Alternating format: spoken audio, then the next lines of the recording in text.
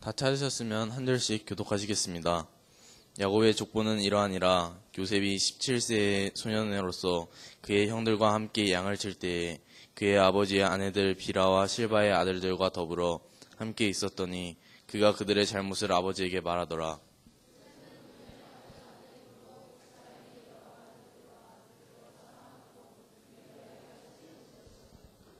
그의 형들이 아버지가 형들보다 그를 더 사랑함을 보고 그를 미워하여 그에게 편안하게 말할 수 없었더라.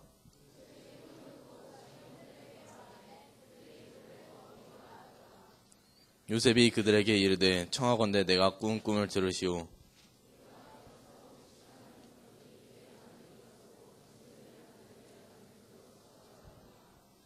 그의 형들이 그에게 이르되 내가 참으로 우리의 왕이 되겠느냐, 참으로 우리를 다스리게 되겠느냐 하고 그의 꿈과 그의 말로 말미암아 그를 더욱 미워하더니 함께 봉독하시겠습니다. 요셉이 다시 꿈을 꾸고 그의 형들에게 말하여 이르되 내가 또 꿈을 꾼즉 해와 달과 11별이 내게 절하더이다 하니라. 아멘. 이 사진에 나오는 사람이 누구인 것 같습니까?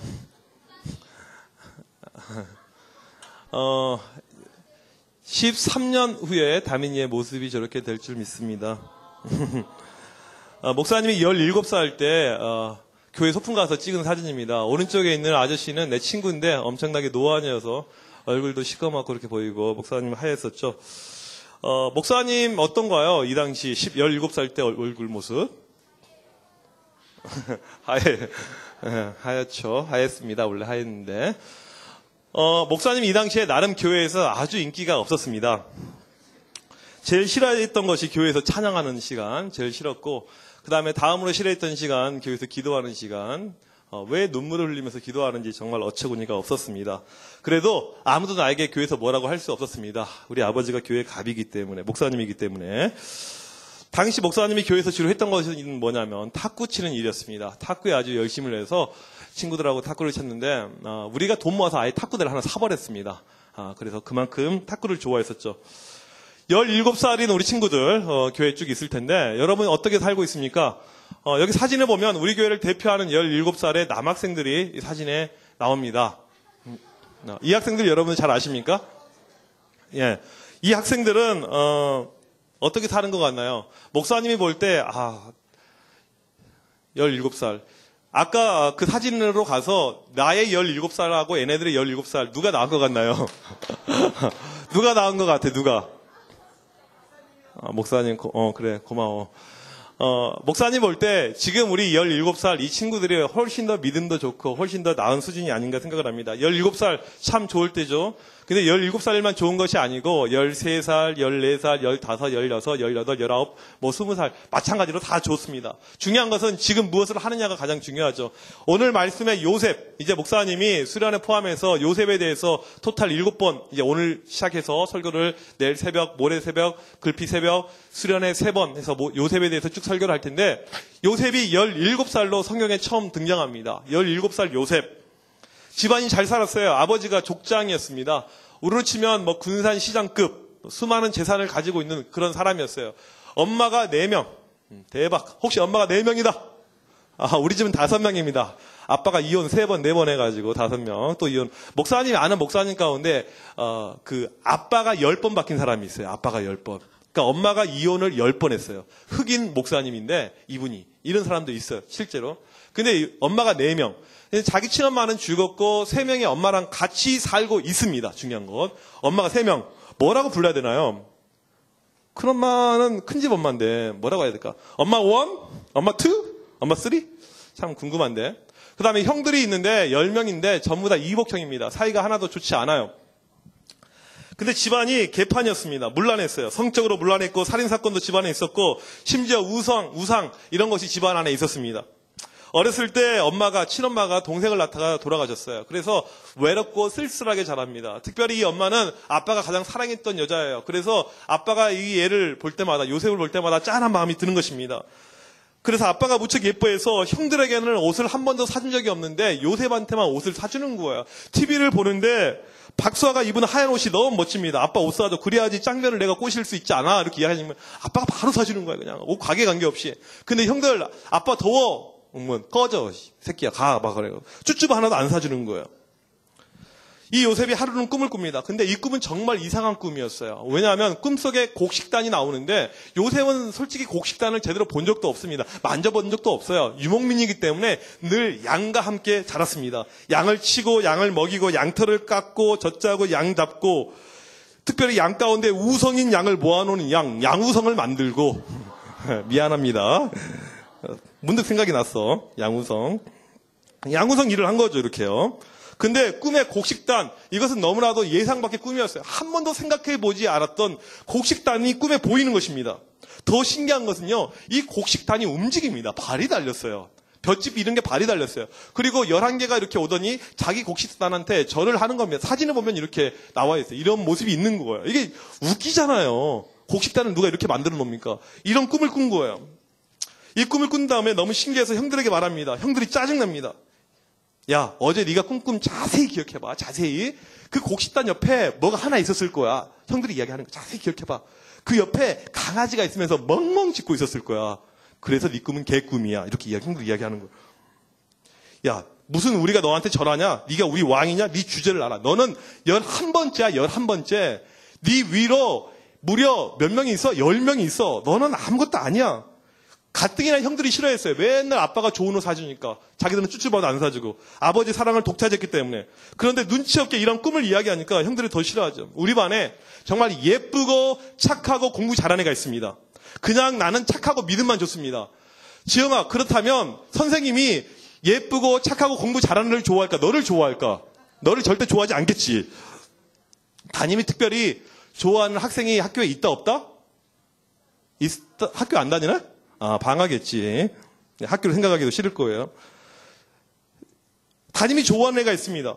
그러면 반에서 걔를 애들이 어떻게 생각합니까? 야, 정말 너는 훌륭해, 뛰어나, 부러워. 나도 담임을 꼬실 수 있는 비법을 좀 알려줘. 간청을 합니까?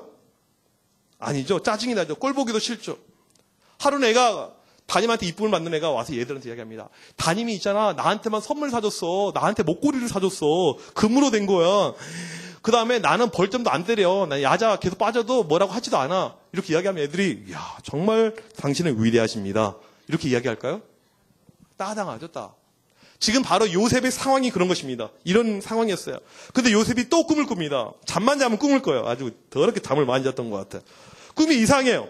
그 이번에 꿈에는 해와 달과 11별이 나타나는데 이건 과학적으로 말이 안 되는 꿈입니다. 해와 달과 별이 어떻게 같이 공존을 합니까? 그렇죠? 해는 언제 떠 있죠? 밤에? 낮에 떠 있어야죠. 그럼 밤에는 달과 별. 근데 이게 세 개가 같이 나타나는 거예요. 천체가 요동을 치는 거죠. 큰 태양과 달과 철왕성, 명왕성, 뭐 안드로메다 이런 것들이 갑자기 막 움직이는 거예요. 막 움직여서 요셉한테 확 다가온 겁니다. 그리고 얘네들이 막 절을 해요. 그 어마어마한 태양이 막 절을 하고 있어요. 꿈이 엄청 이상하잖아. 이상해요. 근데 이 꿈이 요셉의 뇌리에 깊이 박힙니다. 형들에게 또 말하는데 형들 또 따시킵니다. 미친놈이라고 합니다. 그러니까 이번에 부모님께 얘기했더니 부모님도 막 뭐라고요. 그런 개꿈이 어딨냐 막 얘기해요. 여러분 6년 전에 혹시 이 사람 압니까? 대통령 선거에 출마했던 허경영이라는 사람이 있어요. 이분 가끔 광고에도 나오던데 멋있어요. 이분은 사람의 초능력을 가지고 있어서 사람의 마음을 다 읽을 수가 있대요. 그 다음에 본인이 쫙 장풍 쏘면 병이 다 고쳐진대요. 그 다음에 자기 마음대로 지구를 들었다 놨다 할 수도 있대요. IQ가 뭐 500인가 5000인가 막 이렇게 이야기를 해요. 이 사람 정신병자죠. 정신병자.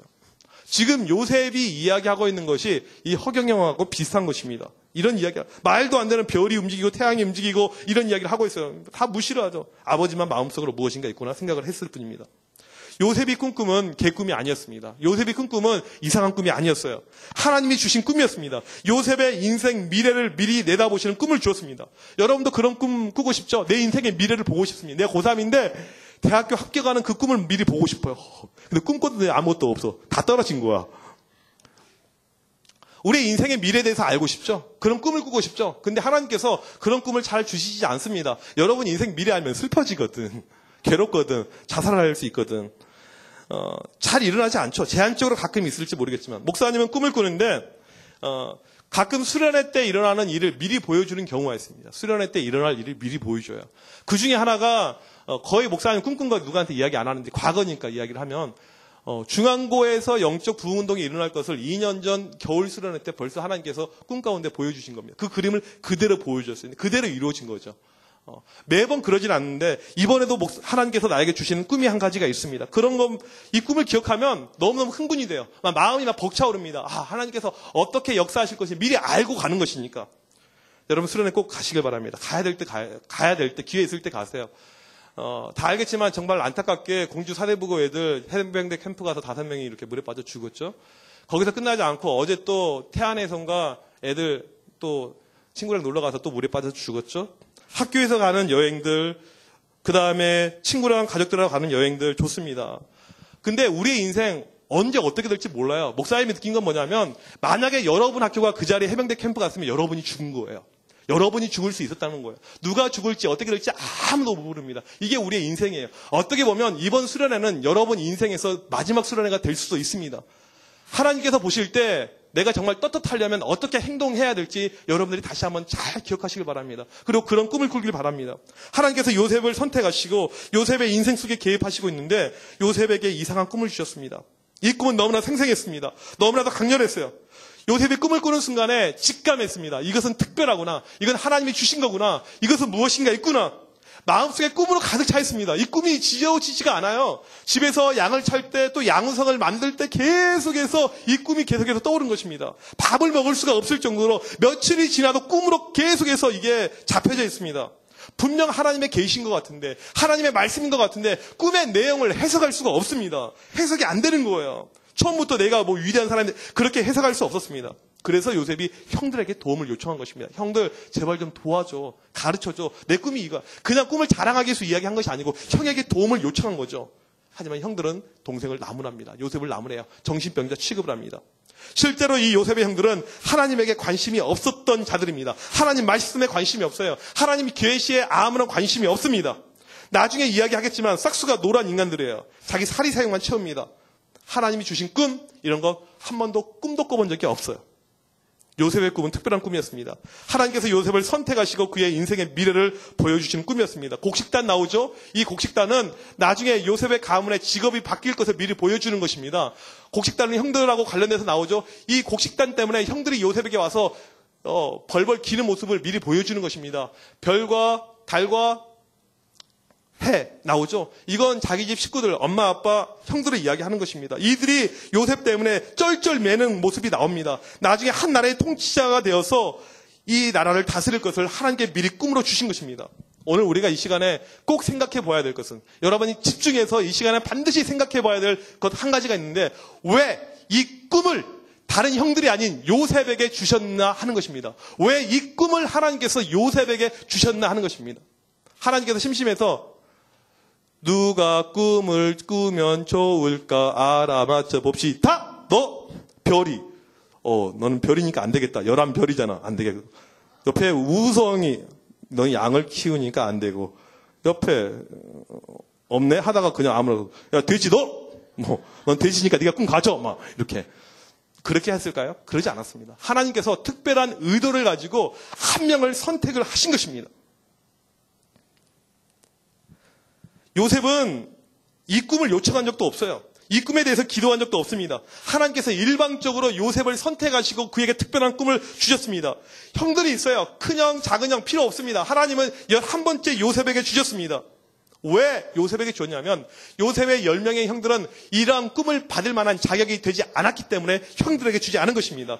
지난주 에스크 텐테 목사님이 설교 시간에 이야기했었죠. 이 가문에 일어났던 일, 어떠한 일, 몇 년 전 요셉의 집에 큰 우환이 있었습니다. 멀리 화란 땅에 살다가 아버지 고향 가나안 땅으로 이사를 왔어요. 그때 이 야곱의 딸인 디나가 가서 성폭행을 당해요. 이 사건 때문에 오빠들이 열받아가지고 가서 마을 사람들을 다 죽여버립니다. 다 죽여요. 다. 완전히 무참하게 학살합니다. 다 불학사람 남자들 다 죽입니다. 우리나라도 갈수록 잔인해집니다. 정말 잔인해져요. 얼마 전 용인에서 자기 여자 후배를 성폭행하고 그거 자체도 정말 죽일 놈인데 그 다음에 걔를 죽이죠.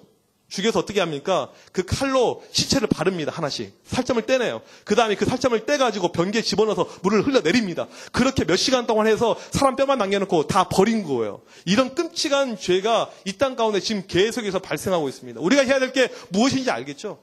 이 나라는 어떻게 될지 몰라요. 엄청나게 위험한 나라입니다. 우리가 기도하지 않으면 안 돼요. 이 용인의 그 학생이 이런 짓을 했다고 해서 그 학생의 집 식구들, 삼촌들 전부 다 불러 모아놓고는 다 목을 따서 죽입니다. 똑같이 막 살을 막 베면서 죽여요. 그렇게 할 수 있습니까? 심지어는 어린 조카들, 갓난 아기들까지, 할아버지들까지 다 죽입니다. 그렇게 할 수 있습니까? 그렇게 할 수 없죠. 그런데 요셉의 형들은 그렇게 했습니다. 동네 마을 사람들 수백 명을 한꺼번에 몰아놓고는 다 죽였어요.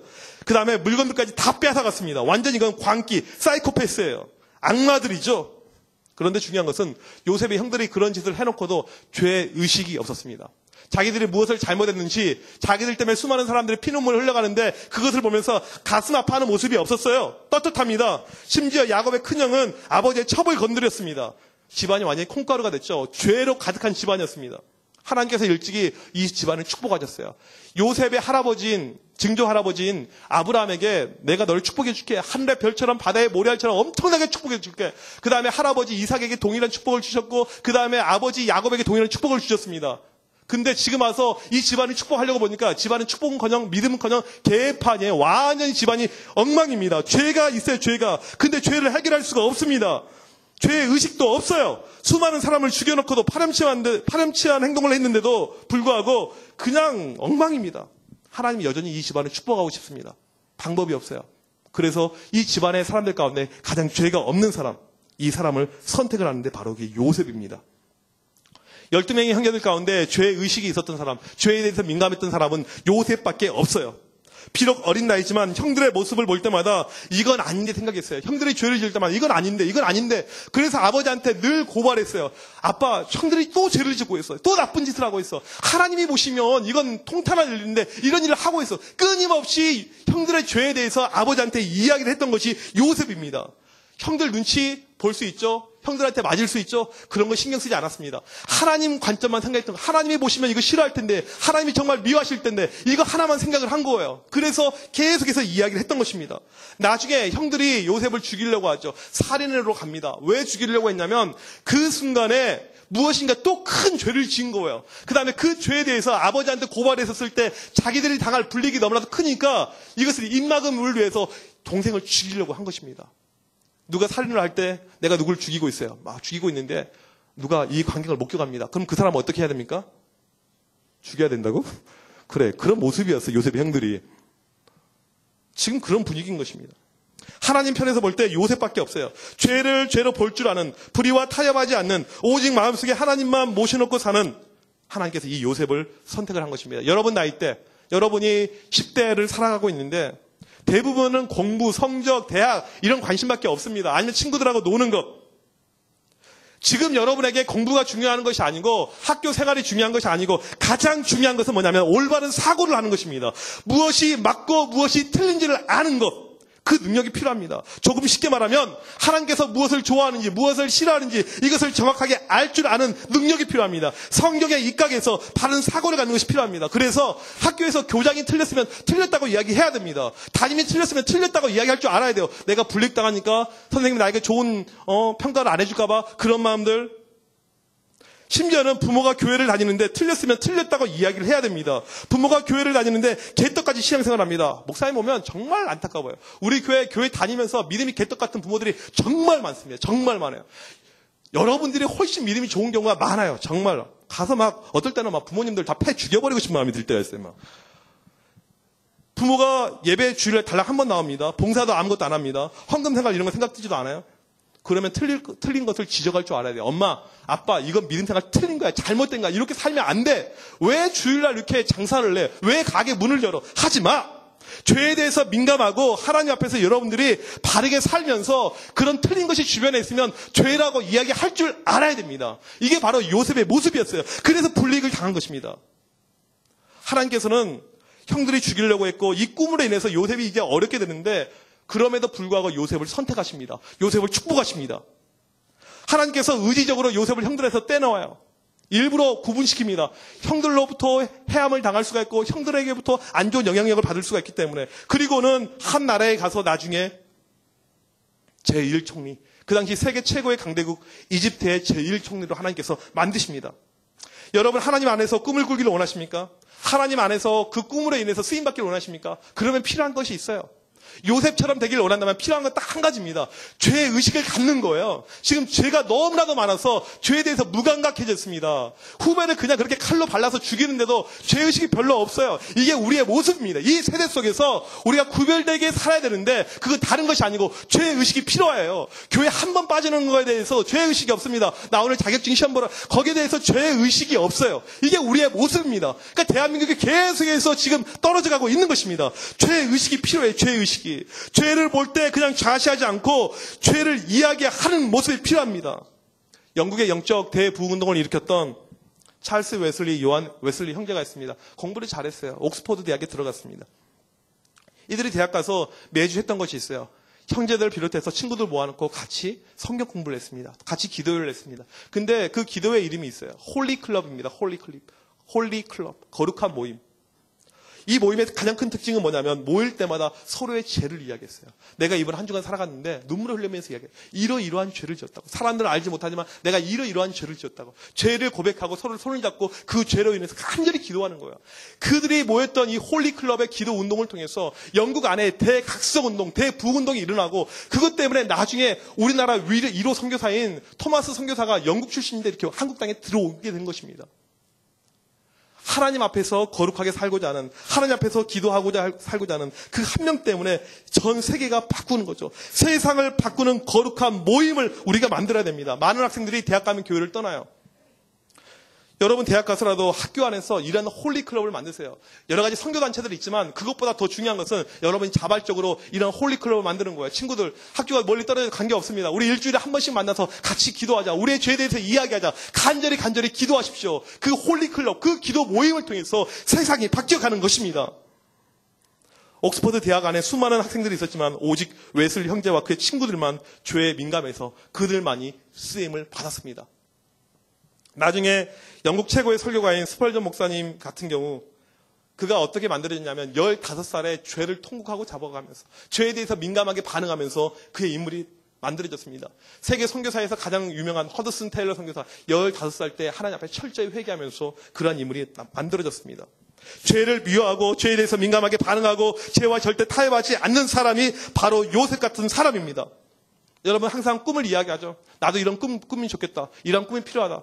항상 꿈에 대해서 이야기하지만 여러분이 아무런 행동을 하지 않습니다. 하나님께서 요셉에게 그런 꿈, 특별한 꿈을 주신 이유는 그의 마음만이 꿈을 받을 수 있게 합당했기 때문에 그의 마음만이 죄가 없고 죄에 대해서 철저하게 자복하고 민감하게 반응했기 때문에 그에게만 그 꿈이 간 것입니다. 큰 꿈을 꾸고 싶습니까? 갖고 싶습니까? 여러분에게 필요한 것은 바로 이러한 요셉의 모습입니다. 죄에 대해서 민감하고 죄를 자복하고 통곡하고 하나님 앞에 철저히 무릎을 꿇을 수 있는 모습들. 여러분들 이 시간에 이러한 모습을 갖기를 원하면서 정말 요셉과 같은 꿈을 달라고 하나님 앞에 간절히 기도하시길 간절히 바라겠습니다. 이 시간 같이 우리 찬양하고 기도하도록 하겠습니다. 하나님께서 이 시간 우리에게 다시 한번 마음을 새롭게 하시고 우리 가운데 더러운 마음들, 죄악된 마음들, 요셉의 형들과 같은 마음들 이러한 마음들 있다면 버리고 정말 내가 정결한 가운데 주님 앞에 올 수 있도록 인도하여 주옵소서. 다 같이 일어서서 찬양하도록 하겠습니다.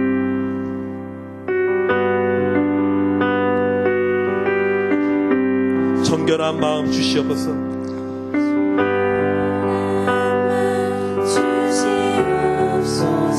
오 주님, 정직한 영을 새롭게 하소서. 정직한 영을 새롭게 하소서.